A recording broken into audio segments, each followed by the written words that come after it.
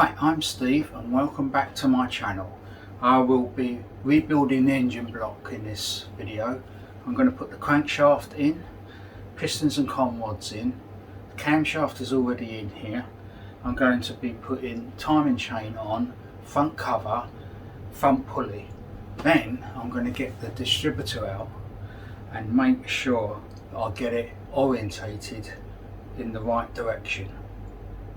The first thing I need to do before I fit the crankshaft is to fit new seals on here. Now these are called rope seals and I bought a length of it. I will be putting a link in the description of what this is, the size and everything.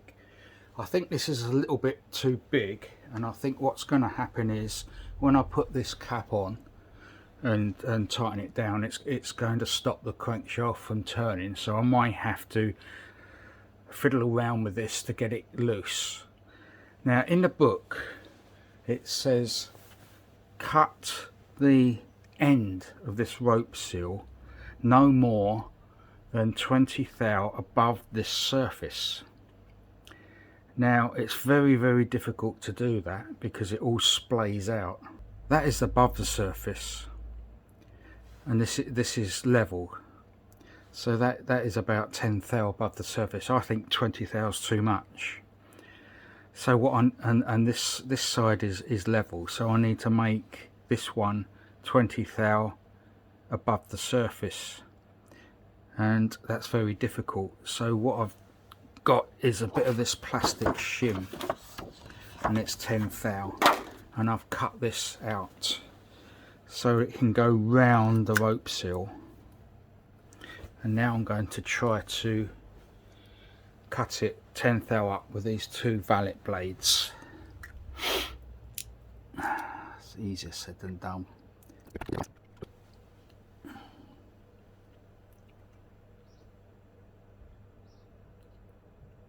It's okay, it's not cutting into the plastic shim.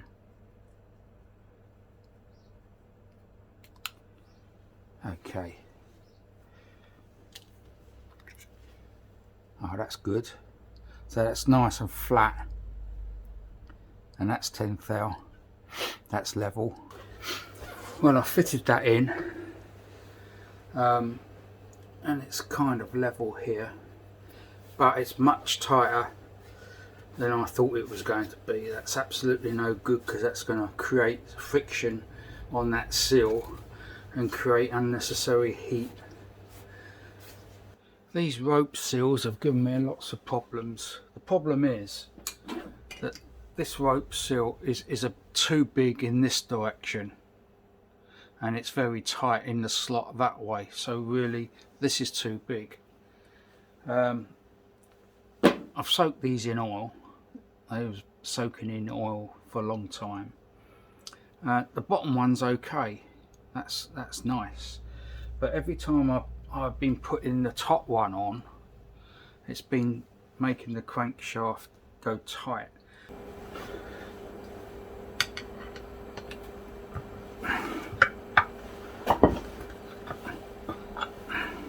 I did actually free it, and this bottom one was free, but what I don't like about it is these marks on here. It doesn't look very good.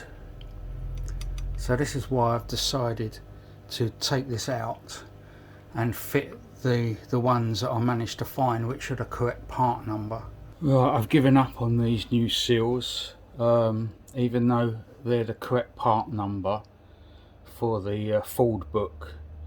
I've soaked these overnight, so they are more supple than they were, and I've just put this one in and flattened it as much as I can get it, and I put the cap on with the bearing in it without this one, and it's just locking the crankshaft. I just cannot turn the crankshaft. I haven't even put the other caps on. I've just put this one on and it's locking it. So I'm back to square one. So what I'm going to do is I'm going to refit these seals. They're basically the same as these. They've got a core in them, and they've got metal particles as well on there, and but as you can see, they're a bit smaller, so I don't think I'm ever going to get these ones to fit properly without clamping the crankshaft up. So that's what I'm going to do now. I will give these another soak in oil. Right, they've been soaking for a while, about an hour in oil, in engine oil. So now I'm going to take these out and try it yet again.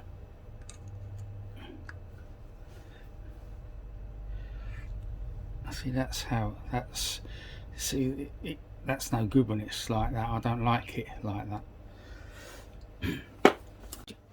I'm just going to put the crankshaft in now, just to see if that pushes that down.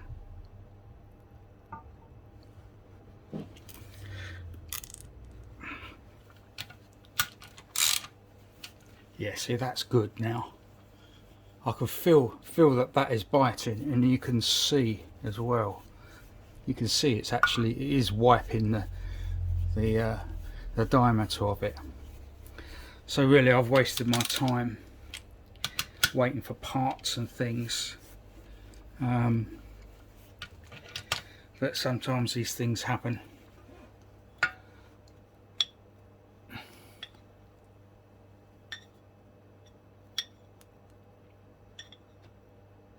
Right, so what I've done is I put a bead of this tiger seal under this rubber here.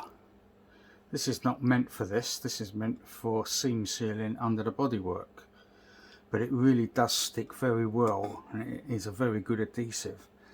So I put some under here. You can see it's just coming out there, and hopefully that will stop the rubber from pressing up as I fit this. So I'll put a smear of grease on here. Now it's set. That adhesive has been setting overnight. Okay, this should be the final fitting now.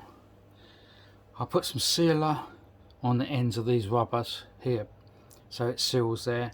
I'll put sealer along that corner, along there, and along the front. And so now it's just a matter of putting it in. Put a bit of oil on here. I just clean that. Put some oil on there.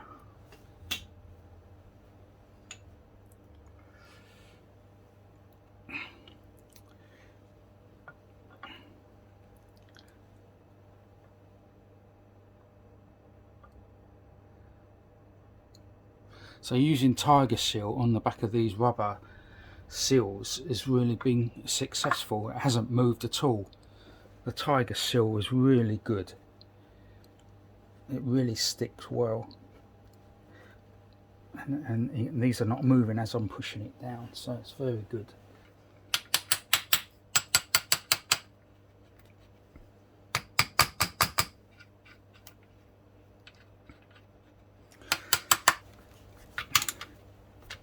That's good. I could feel the seal biting. Right, I'll torque these down when I've got it all in. So now I need to check that there's no gap under here. Yeah, I can't get it in there, and I can't get it in there. That's successful. After all that messing around, wasted 2 weeks. I don't know if you can see that, there's an arrow on there, so that points forward. Make sure you get these round the right way. So the book says these should be tightened to 55 to 60 pounds per foot. So I've got this about 68.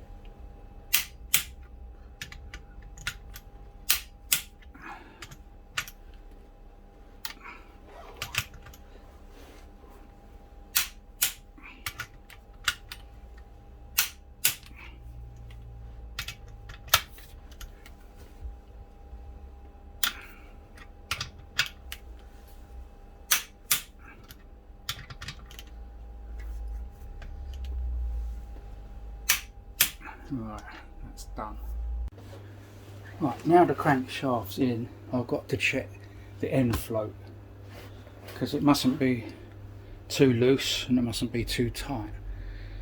The problem with these caps are that they're not doweled, so these caps can move backwards and forwards, so you have to make sure that the thrush bearings are in line.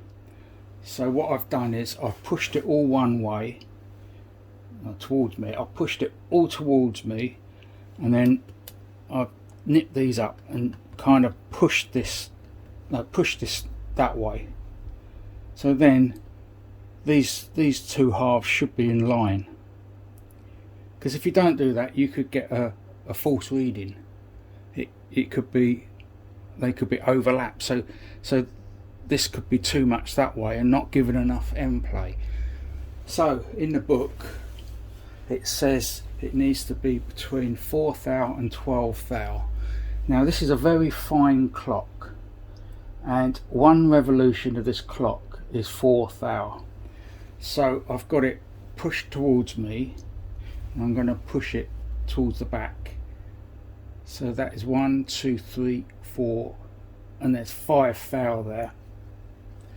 So that is fine. There's nothing wrong with this crankshaft at all. It's really good.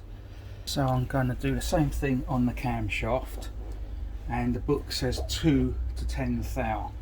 Now I haven't removed this camshaft from when I fitted it in 1995, and it's fine. There's no need to remove it because the bearings are fine and everything's fine.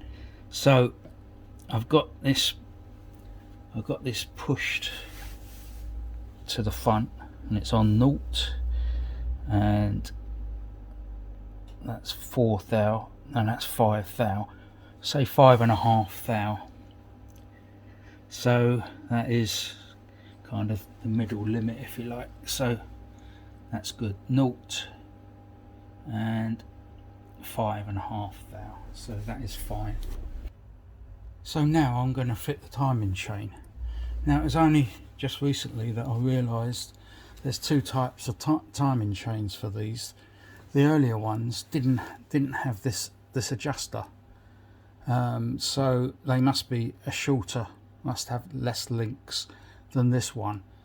Now I will put a link in the description to my Facebook group, and on there I'm making up technical files, and I will put the part numbers and everything of the different chains on there. So if you want to know what chain is for what car, it'll be on there. So the first thing you have to do is align these lines. There's a line there, just about see it, and there's a line there, and they have to line up here. Right, so those two are lined up. Now I can take this off and fit the chain on without moving the camshaft.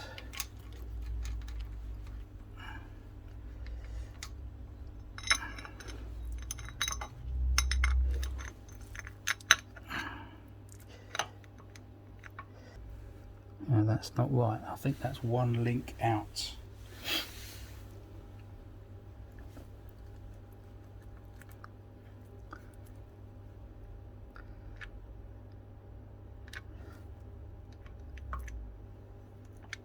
That's right now.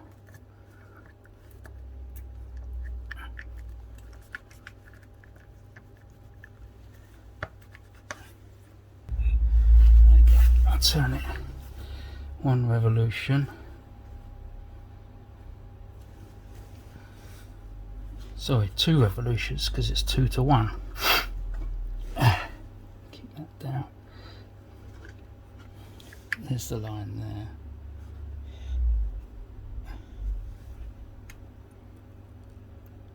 And these are in line, so that's correct now.